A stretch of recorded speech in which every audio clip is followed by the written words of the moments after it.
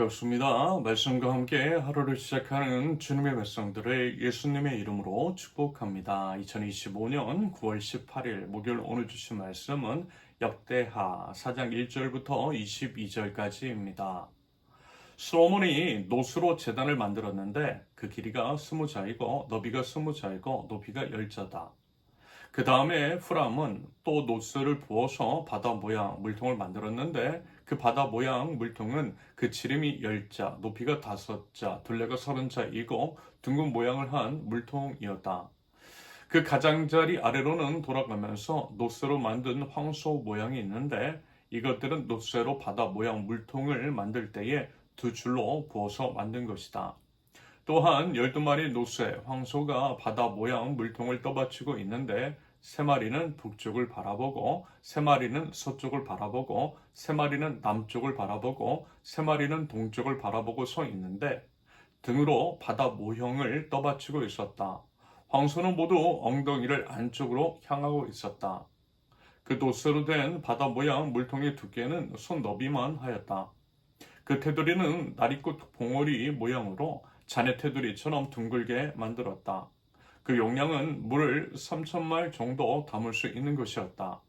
솔로몬은 또 씻을 물을 담는 대야 10개를 만들어서 5은 오른쪽에 두고 5은 왼쪽에 두어 번제물을 씻는 데에 사용하게 하였다. 그러나 바다 모양 물통에 담긴 물은 제사장들이 씻은 물이었다.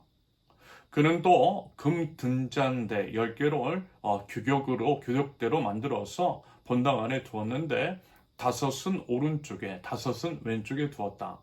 그는 또 상 10개를 만들어서 본당 안에 두었는데 5은 오른쪽에 5은 왼쪽에 두었다. 그는 또 금쟁반 100개를 만들었다. 그는 또 제사장의 뜰과 큰 뜰을 만들고 큰 뜰 대문에는 문짝 틀을 만들어서 달고 노쇠를 입혔다. 바다 모양 물통은 성전의 오른쪽 동남쪽 모퉁이에 두었다. 후람은 또 솥과 부삽과 대접을 만들었다. 이렇게 후람은 솔로몬 왕이 하나님의 성전에다가 해놓으라고 시킨 모든 일을 마쳤다. 그가 만든 것들은 기둥과 그 두 기둥 꼭대기에 얹은 둥근 공 모양을 한 기둥 머리 둘과 그 두 기둥 꼭대기에 있는 공 모양을 한 기둥 머리에 씌운 그물 2개와 기둥 꼭대기에 있는 공 모양을 한 기둥 머리에 씌운 각 그물에다가 두 줄로 장식한 석류 400개를 만들었다. 또 그가 만든 것은 받침대와 받침대 위에 놓을 대야와 바다 모양 물통 1개와 그 바다 모양 물통 아래에 받쳐 놓은 황소 모양 12개와 솥과 부삽과 고기 갈고리였다. 이런 일에 전문가인 후람이 주님의 성전에서 쓸 것으로 솔로몬에게 바친 모든 기구는 광택나는 노쇠로 만든 것들이었다. 왕은 이 기구들을 수곳과 스레다 사이에 있는 요단 계곡의 진흙에 부어서 만들게 하였다. 솔로몬이 이 모든 기구를 너무나 많이 만들었으므로 여기에 사용된 노쇠의 무게는 아무도 모른다.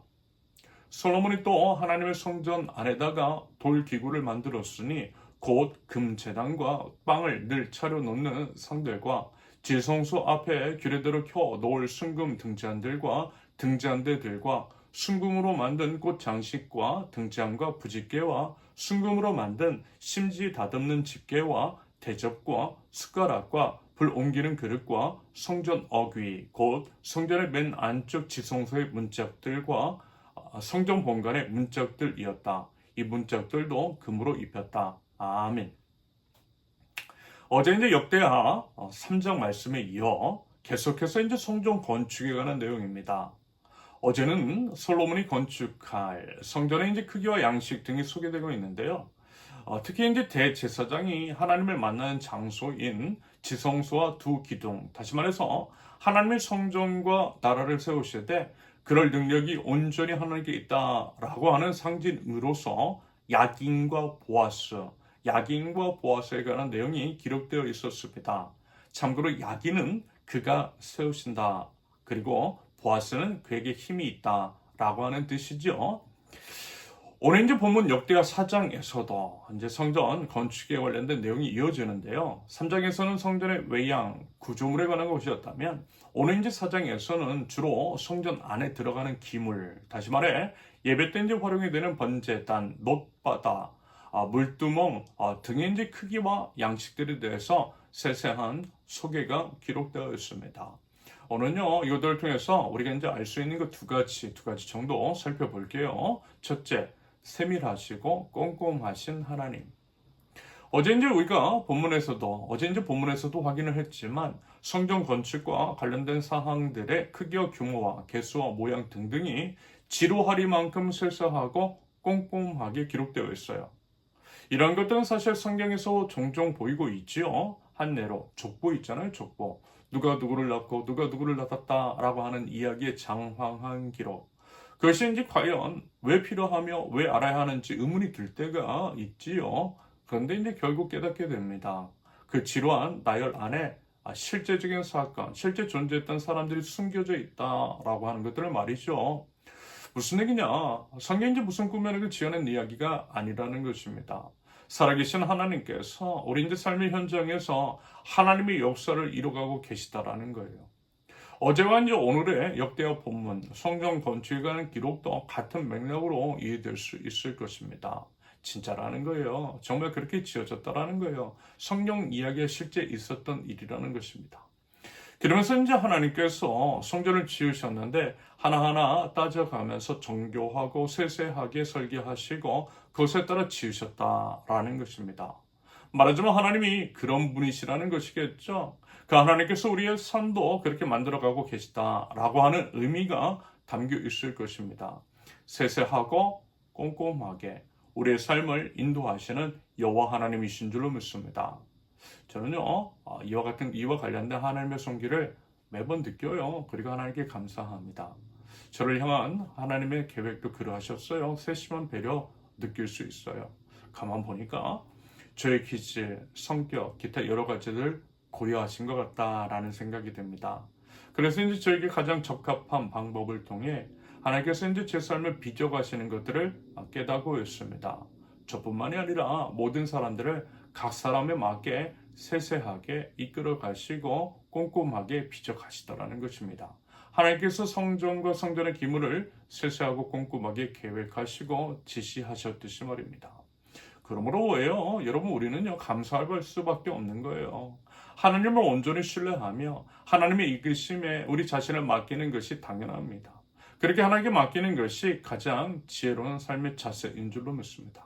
하나님께서 최선의 길로 인도해 주신다라는 거예요. 부디 그와 같은 믿음으로 하나님께 우리 자신을 온전히 이제 맡길 줄 아는 믿음의 백성들, 저와 여러분들이 있을 수 있기를 바랍니다.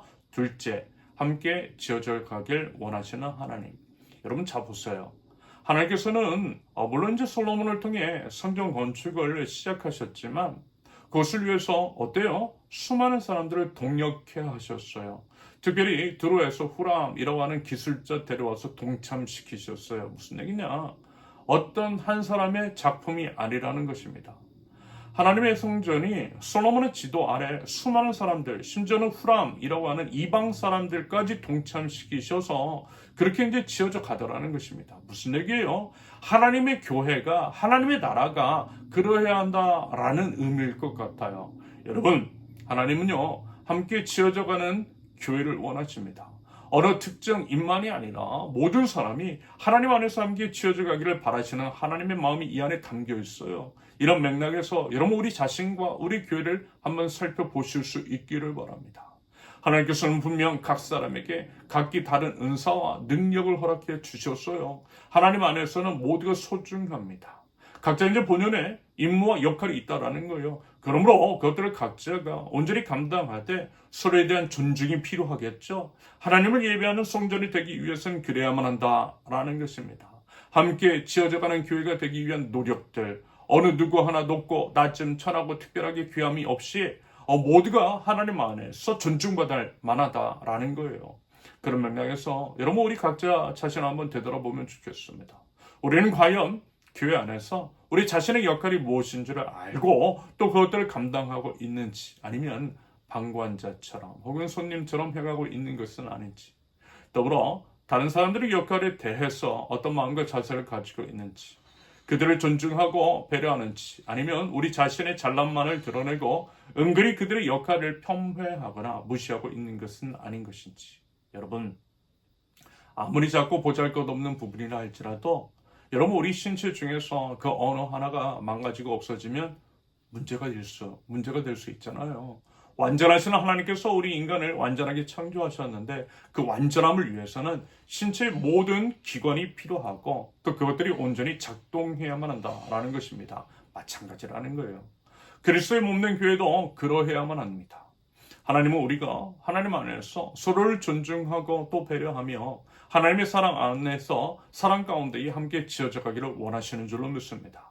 함께 지어져 갈 때에 그 예배를 기뻐 받으시는 우리 하나님이십니다. 여러분, 그러한 분명한 인식 가운데에 각자의 역할을 온전히 감당하고요. 서로의 역할을 존중하고요. 그렇게 나아갈 줄 아는 주님의 몸된 공동체, 우리 세우는 교회가 될 수 있기를 예수님의 이름으로 축원합니다. 함께 기도합니다. 실존하시는 하나님, 지금도 살아계셔서 역사하시는 여호와 하나님을 찬양합니다. 저희를 인도하시되 세밀하고 꼼꼼한 배려와 사랑으로 인도하시는 하나님이신 줄로 믿습니다. 제 생각보다 크신 하나님을 신뢰하며 제 모든 삶을 맡기되 기대와 감사와 찬양이 가득한 우리 주님의 백성들 될 수 있도록 주님 인도하여 주시옵소서. 하나님, 저희가 하나 되길 원하시는 줄로 믿습니다. 그리스도의 몸된 교회로서 성령 안에서 함께 지어져가는 공동체 되게 하옵소서. 저에게 부여해 주신 각자의 은사를 따라 서로를 섬기게 하옵소서. 각자의 역할을 존중하고 배려하게 하옵소서. 그렇게 아름다운 성전으로서 함께 지어져가는 주님의 복된 권속들 모두 될 수 있도록 하나님 은혜를 더하여 주시옵소서. 예수님의 이름으로 기도합니다. 아멘. 하나님께서 오늘 주신 말씀과 각자의 기도 제목을 놓고 우리 잠시 기도합니다.